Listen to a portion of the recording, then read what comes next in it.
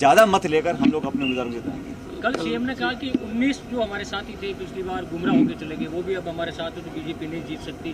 तो ये बार बार ये सवाल क्यों आता है?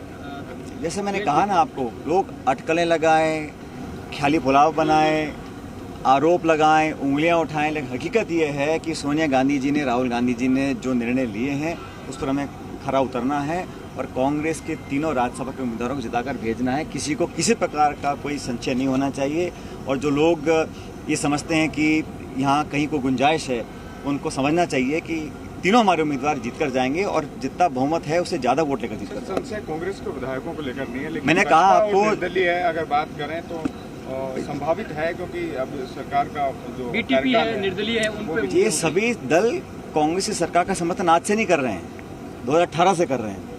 तो मुझे सब पे भरोसा हम सब लोगों को है। आप लोग फालतू में विवाद पैदा करने की कोशिश ना करें, क्योंकि जो हमारे साथ लोग थे, बल्कि हो सकता है अब भाजपा का जो आप देखो देश में क्या हो रहा है, शिवसेना बीजेपी के साथ थी, वो छोड़ के चली गई, अकाली दल बीजेपी के साथ थे, वो छोड़ के चले गए, अलग बहुत सारे दल थे जो एनडीए का ही अपने आप बिखराव हो रहा है।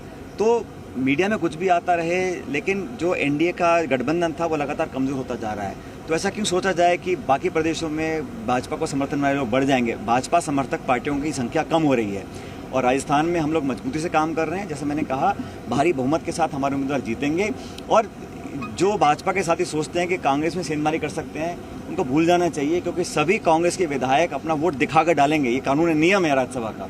तो बेवजह ये एक तरह का माहौल पैदा करने का मैं समझता हूँ कोई फ़ायदा नहीं है। आज हमारी 2 दिवसीय कार्यशाला है, सब मिलकर यहाँ संकल्प भी लेंगे आने वाले समय में कैसे एकजुटता से चुनाव लड़ा जाए। और मैं बार बार कह रहा हूँ, कांग्रेस पार्टी की सरकार कैसे रिपीट हो, हम लोग इस बात को मानना पड़ेगा हम लोगों को कि एक बार हम सिर्फ 50 विधायक रह गए थे, एक बार सिर्फ 21 विधायक रह गए थे। तो उन कारणों की चर्चा भी होनी चाहिए कि ऐसा क्या कारण है कि जनता बहुमत देती है और हम राजस्थान में सरकार रिपीट नहीं कर पाते हैं। हमारी सरकार रिपीट दिल्ली में हुई 3 बार, असम में हुई 3 बार, आंध्र में हुई 2 बार। ऐसा नहीं कांग्रेस सरकार रिपीट नहीं होती है, लेकिन किन कारणों से रिपीट नहीं कर पा रहे हैं। और ये जो माहौल बना है मोदी जी के आने के, इससे पहले भी हम रिपीट नहीं कर पाए थे। तो उन कारणों पर हम चर्चा करेंगे और जो मैंने अपने सुझाव दिए हैं एसईसी को पिछले 1.5-2 साल पहले, मैं धन्यवाद करना चाहता हूँ सोनिया गांधी जी का। उन्होंने उन विचारों को स्वीकार किया, समिति बनाई, उस कमेटी ने कुछ कदम भी उठाए हैं। हम सही दिशा पे सही कदम उठाकर आगे बढ़ेंगे, तभी रिपीट कर पाएंगे। और रिपीट करने के लिए सबकी एकजुटता से मंशा है कि हम सरकार रिपीट करें कांग्रेस की। मुझे पूरा विश्वास है कि अगर इस रास्ते पर चलेंगे, सही कदमों को उठाएंगे और पहले के जो हमने शायद कई कमियां रह गई हों उनसे सबक लेते हुए आगे बढ़ेंगे, तो सरकार निश्चित रूप से रिपीट होगी। जनता कांग्रेस के साथ है, नौजवान वर्ग कांग्रेस के साथ है और ये कितनी भी कोशिश करें ध्रुवीकरण करने की, लेकिन नौजवान, किसान, छत्तीस कौम के लोग कांग्रेस के साथ रहेंगे और 2023 के चुनाव में हम लोग हमारी सरकार दोबारा बनाएंगे। ठीक है गोवर्धन जी। हाँ,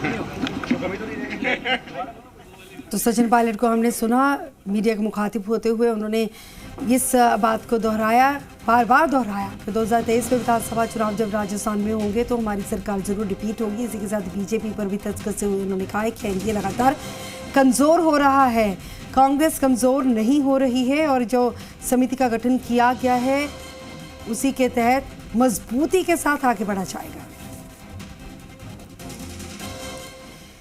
इस वक्त की अगली बड़ी खबर का